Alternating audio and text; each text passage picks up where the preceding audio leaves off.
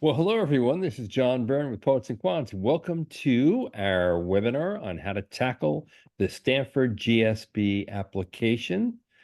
We have with us an expert in the field from Fortuna Admissions, which is a dream team of former gatekeepers from the top business schools. And with us today, we have Maren Savage, who is a senior expert coach at Fortuna. She had been an admissions reader at Stanford. She's a Stanford GSB alum. So welcome, Maren. Thank you so much. Thanks for having me. Okay, everyone knows that Stanford is the most selective prestige MBA program in the world. Last year, only 8% of the people who applied were able to get in. What's the secret to getting through that incredible door?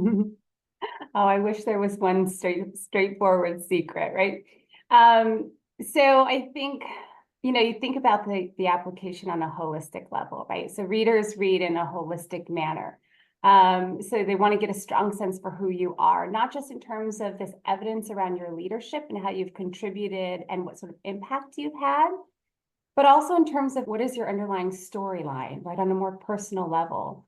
So I like to say it's a balance between having that strong evidence, those things that you've done, those ways that you've contributed, how you've thought differently, what your point of view is, and how you've acted upon that, but also having this deep, more authentic and vulnerable side to you that's willing to open and share who you are and what's motivated you. Right? So those two things are working hand in hand. On the one hand, you have the application that has your transcripts, your extracurriculars, your work experience, and so on. I'm getting a really good sense for who you are, how you lead, what inspires you. Are there big problems that you want to solve in the world, and how have you gone about doing that? But then also I get to those essays, right? We'll talk about those, but the What Matters Most essay, I just love. I love it when I feel like I'm seeing the inner workings of someone's brain, right? I could see your mind unfolding and how you view problems and how you solve them. Or I'm walking in your shoes, so I kind of see where you came from, what inspired you, who are those people around you that really inspired you, what did you learn and what did you do? So it's those things coming together that give me a really strong sense for who you are as a person. And those are the sorts of things that really compel. And what matters most to you and why has got to be the most iconic MBA essay in the Yeah. world. How do you Yeah. get there? How do you tackle it? What kinds of things should you be saying? You And what know, it's shouldn't the you sort be of, saying? I think that what matters most to you and why I hope that it never goes away. I love it to death. I think it's something that even if you're not applying to Stanford Business School, you should probably think about, right? So Um, true. it's so true with somebody who can be objective with you, right? So I think you go back through the history of who you are. You have to go way back to what sort of child were you? How were you raised? What were your values? What was the conversation around the dinner table, right? What were your core values? And how do those experiences, those small conversations, shape your worldview over time? Did you Mm. live in different geographical areas? If you didn't, what did that mean for you, right? So some introspection, some deep brainstorming, some going back in time, and then share that with somebody who understands how this process works or is an MBA, who can then reflect and say, well, this sounds like this is the sort of storyline. Does that sound right to you? Right. So the what matters most to you and why is getting down to below the surface of things, but then thinks about it in terms of a connection to a school and a strong program like Stanford Business School. You have a recent client that you worked with who you thought approached that essay in an exceptional way?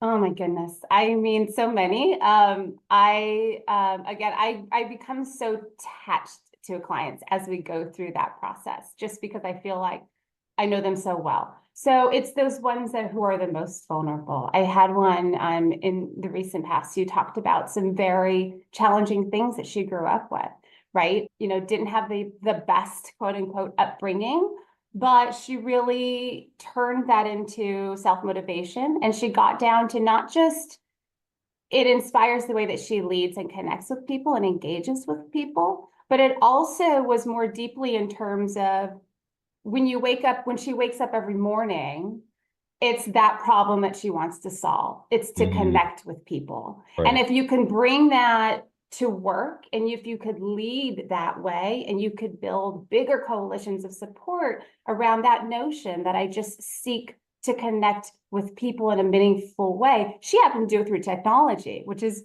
which is really impressive. But that to me was true to her, got down to the essence of her, so much so that we got a little weepy about it. But but it also connects to something that's really important in the world, right? Technology and still connecting with people. Absolutely. Yeah. Now, the second essay the Stanford asked MBA applicants to complete is something that a number of schools do, and Mhm. it's simply why Stanford of all other places. Yeah. And how do you really answer that question and not come off as a phony? Yeah, right. I know. It's sort of at the end of the day, you want it to read like an essay that only you could have written, which Yeah. funny, you would think that it would be an easier essay to approach and to write, but it oftentimes is the harder one because it does take that bit of research, that extension of yourself to understand what the resources are, what the clubs are, what the classes are, before you even have undergone the experience, right? So one of the great things, one of the good things to do is to talk to students, talk to alums, talk to current students if you have access to them, and really get a sense for what that school is like. Visit the school. If you can't do it in person, then do it virtually. Get an idea for what those offerings are, what the outcomes really are. And then you can write a more compelling why Stanford. So it should be specific to you. I want to understand throughout the application and the what matters most, what motivates you, really drives you. You're building in this application a real groundswell to this point in time where you're saying, I've taken it as far as I possibly can in terms of the resources that I have at my disposal. But gosh, I've read about this, that, and the other resources at Stanford Business School. If only I had that, A plus B equals C, and I'm on my way. So that's the sort of negotiation that you're bringing to the table. That's the sort of compelling story that you're saying, it's a no-brainer, guys. I'm almost there. I need this network. I need this set of resources, these classes, these professors, this knowledge, and so on. Now, your A plus B plus C Yeah. leads me to my next question, which Uh-huh. is there an ideal structure to these essays? Um, there's no fixed structure. So A plus B does not equal C in that case, but there's stylistic differences, right? So what matters Right. most, it's oftentimes narrative. I like to think about it being, and it takes some mind manipulation for some people, but think about these like micro moments that are real aha moments, right? That have really inspired. So that narrative illustrative style, it's not because it's a creative writing experience. It's not, you don't have to flex back to your undergraduate years of creative prose or anything like that. But it's going back to this point of I want to be able to walk in your shoes. If I can't really Hmm. understand how you operate, then it's awfully hard to interpret your evidence in a manner that really comes alive for me. Right. So it's taking somebody and saying, here's how my mind works. Here's what my lived experience looks like. Let me show you how that mattered to me. Otherwise, as a reader, I don't quite understand because I didn't live your experience. The other thing that I think Right. you want to think about for the narrative, the what matters most in the narrative style is that I don't think that there's an unlimited number of responses to what matters most.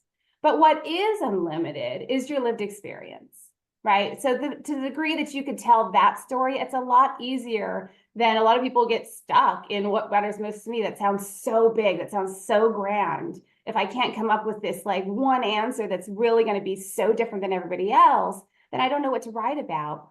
Well, it doesn't have to be. It can be what you would assume it would be, right? But your lived experience, how you came to be and how you have evidence and demonstrated that you're interested in that, is really your own. So that's the what matters most. For the why Stanford essay, as we discussed, it's much more straightforward. Certainly you want to bring in your own storyline to it. It's just solving this problem of, gosh, I've gotten as far as I can. Here's where I want to go next. And so bring in that storyline for sure, but it's going to be much more research, much more factual, more forward looking, whereas the what matters most is more backward looking. How personal should you get? Because obviously you meet an American and they'll tell you their life story, all their vulnerabilities in the most intimate ways. And then from other cultures, it's actually difficult to be very personal, Sure. particularly if you're, from Asia, China, India. It's not as natural, right? But should you force yourself to be more personal? Because after Yeah. all, what matters to you most and why is an incredibly personal question to start off with. Yeah, it sure is. And it's a balance. So you certainly want to be introspective. You want to dig deep, kind of get to that core of who you are. So vulnerability and authenticity is most certainly warranted. But you want to be revealing, but of course you want to balance that with just relevance and meaning for the purposes of the GSB, right? So, a lot of people talk about challenges they've had in their past and be vulnerable, be authentic. To your point around the differences in cultures, I think, you certainly don't want to overshare. I think there's a way to say it in a very neat manner, and then you're Mhm. moving on to how that inspired you, and then how that's going to be a guide path for you going forward. So hopefully that sort of dampens a little bit that kind of that stress and strain or the emotional stress that comes with being vulnerable and authentic. It doesn't have to be, a full-blown essay, 650 words on this point in time that's fairly traumatic. You could shorten that, and focus that on where you came from there. And having read a number of Stanford essays, I have to say the range is quite startling. I mean, you get people who can really tell a great story and it's a beautiful narrative, well crafted. And then you get others that are just sort of, I would say they're kind of bland. And Mhm. maybe the essay didn't tip the scale. Maybe it was something else about them that tipped the scale. So by looking at an essay, you don't see the holistic view of a candidate that an admissions official gets. Right. But is storytelling important in these essays? It is when you think about it from this perspective of, again, me wanting to see the inner workings of your brain. I want to walk your life to a degree, right? So that I think that it just resonates at a deeper level, and when you can show rather than tell.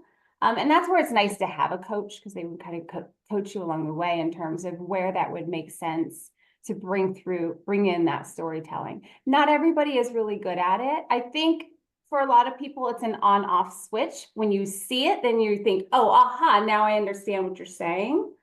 Um, but it does really bring the abstract values to life. So I wish I could say you could get away with putting together a compelling application without telling any stories about yourself, but I'm hard pressed to agree with that. Okay, Mary, Yeah. you're on the other side not all that long ago as an evaluator of essays at Stanford. Now you're on this other side helping candidates get into Stanford. Yeah. Uh, I wonder what common mistakes did you see while you were reading so many applications from hopeful candidates for Stanford? Yeah, I think going back to, our earlier discussion about, bringing kind of the narrative to life and sharing your own authentic story. I think some people come at it from an angle of what is it that an MBA, a selective MBA program wants to hear from me? And I'm Mm, just going to put that out there, right? I'm just going to throw everything but the kitchen sink at it and see what happens. So I think that is difficult. It's difficult then as a reader to comprehend what your own differentiated point of view is and how you would be additive to a class, right? So you think about the components of a class when you've got 400, 500 students around, comprising a class. No one individual needs to be all those things. Instead, I want to have these different perspectives, these strong, meaningful perspectives that are open to contribution, that open to sharing themselves in a manner that takes in the strengths of those other people, and then we learn from each other. So it's the whole class as opposed to that one individual. So don't right. think you need to come in and be everybody, every person. Really focus on your point of view and what you've done, and then I'll understand more clearly how you singularly would contribute. Great advice. Any other final tips? Start early. Yes, indeed. Start early. Be ready to iterate. Be open to iterating. Oftentimes, in those earlier drafts of your essays, you end where you ought to begin. So it's an exhausting process for a lot of people. So stay open to it.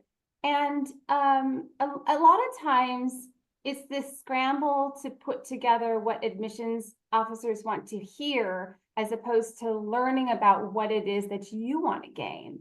So understand that's a big investment. So that why Stanford or why whatever school it is, take some time to really choose your own adventure, right? Understand what the program is giving you, and vice versa, before you dive in. If you've invested in the time to get to know yourself, where you are, where you want to be, and what that program has to offer you, then you'll be far better off when you start to put pen to paper.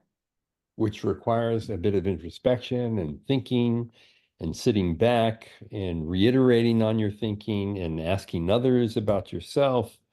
Make the investment, right? Make the investment. Yeah, that's right. Indeed. Okay, so how can applicants get in touch with you or the Fortuna team?